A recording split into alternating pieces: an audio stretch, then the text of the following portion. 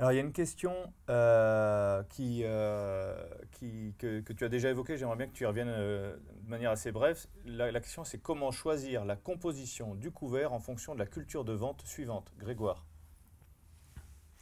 Alors, être assez bref là-dessus, c'est compliqué. Le choix d'un couvert va se faire bien entendu en fonction de la culture suivante, bien entendu en fonction de l'interculture, et aussi en fonction des modes et des conditions de semis de la culture suivante que l'on a à disposition, de ces choix techniques.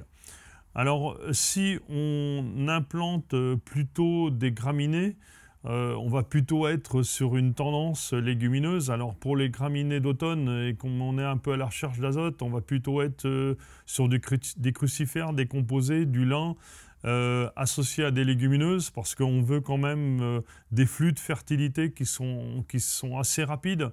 À partir du moment où on veut mettre du maïs au printemps suivant ou de la betterave, là aussi, on va chercher des mélanges avec une densité de légumineuses ou de dicotes assez importante. Là, on va retrouver la févrole, on peut l'associer à de la facélie, l'associer avec un radis chinois qui va pouvoir libérer assez vite sa fertilité.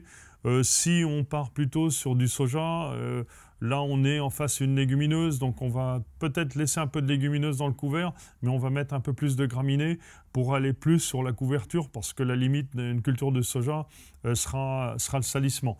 Donc on va s'adapter à la culture, mais il ne faut pas que l'adaptation de la culture nuise à la recherche globale agronomique que l'on cherche avec les couverts.